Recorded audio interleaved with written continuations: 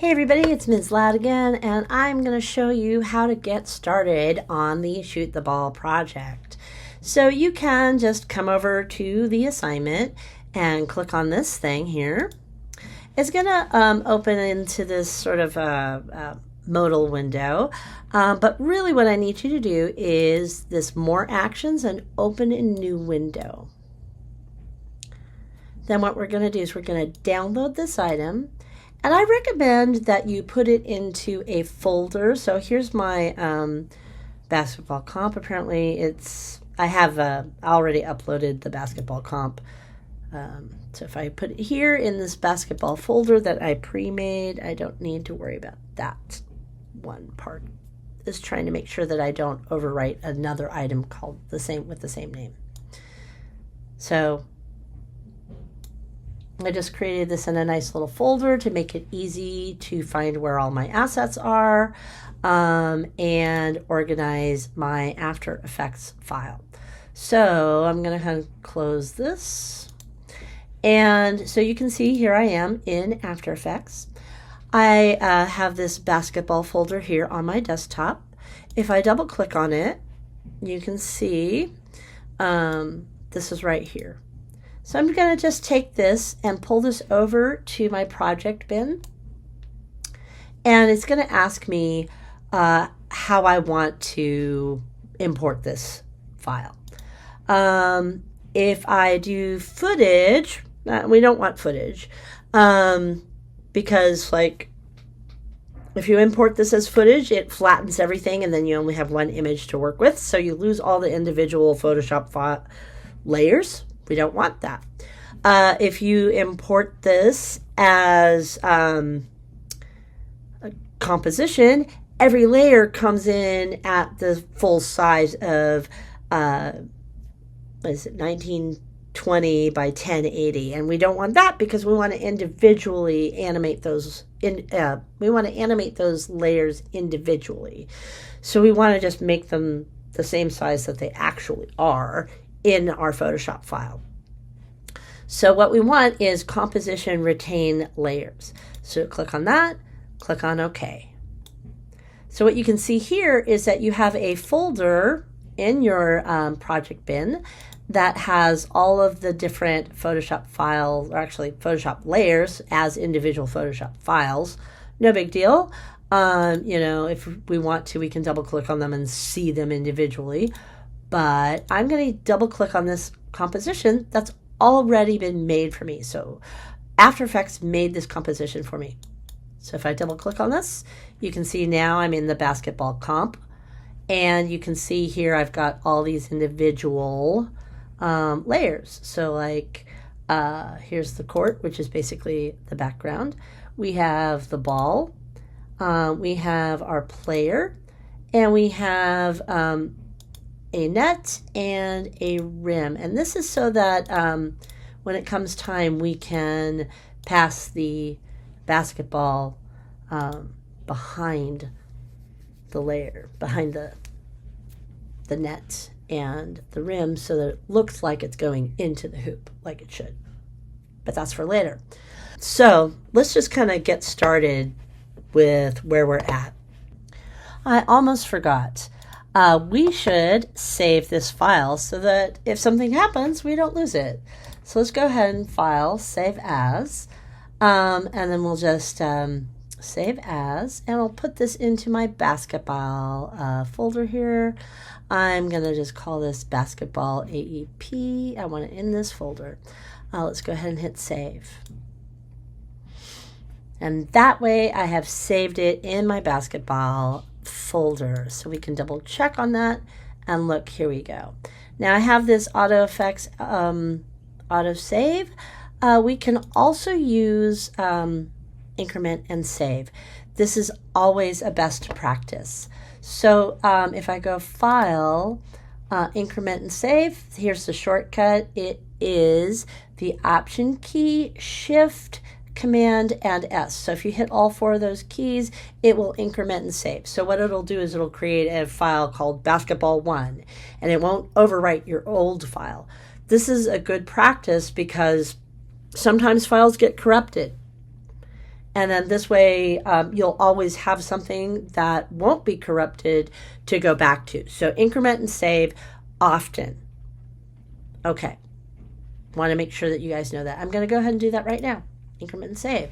So now in my folder, you can see I should have basketball 2. Ta-da! Right? So this is always going to do that, so that we'll always have a place that we can go back to if there's something that goes wrong with our composition. Since these things take up a lot of resources, it's a good practice to increment and save. You can always get rid of stuff if you need to. And in fact, probably if we were to take this file and do a zip of this, we might like get rid of the autosave folder and just have whatever our latest version of that file was, or maybe the latest 2 versions of that file. But that's for later. I'm just letting you know about this right now. So let's go ahead and close that.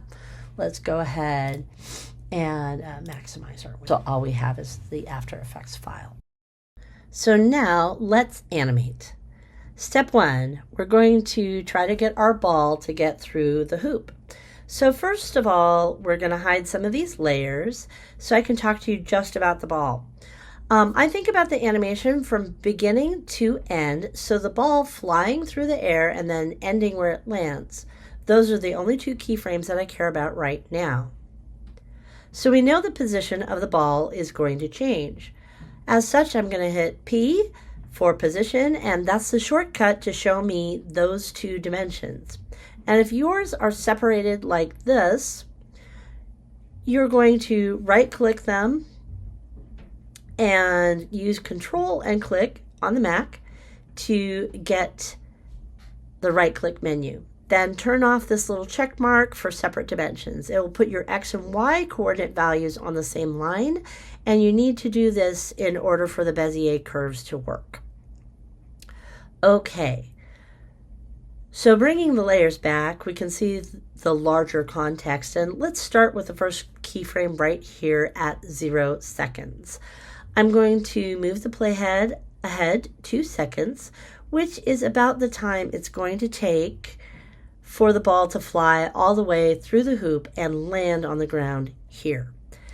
Then we'll just take the ball, and like I said, it's going to go up and then go back down. So let's put it right where it's going to land, and then it comes back down right underneath the hoop. So just a little bit off to the right, right about here. This is what we have so far. It just drops. So now I just positioned my playhead somewhere between those 2 keyframes, and I position my ball up. That creates a new keyframe, a new point for the ball to go before it comes back down. And that's my solution to getting the ball to go through the hoop. I'm going to drag that ball back up. Got to get it into just the right position. I'm going to use the arrow keys and nudge it to where it needs to be.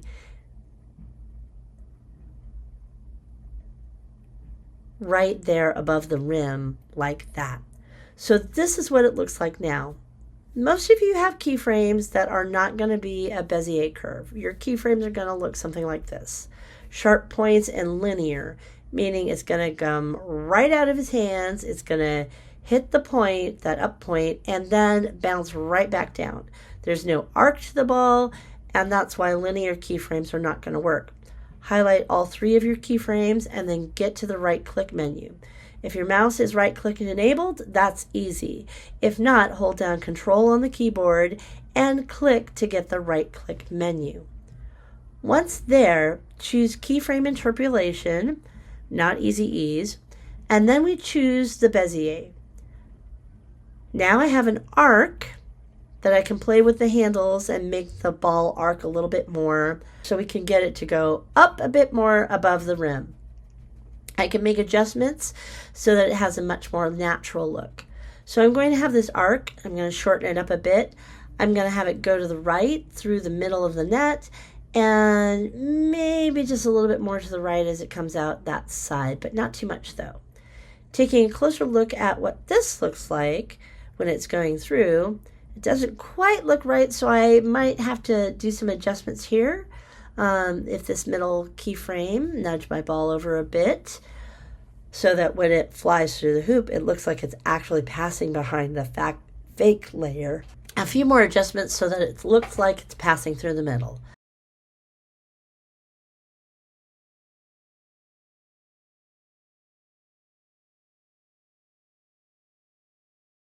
Let's see what it looks like now as it comes through. Much better. And you see it passing through the net. That's how you want it to look.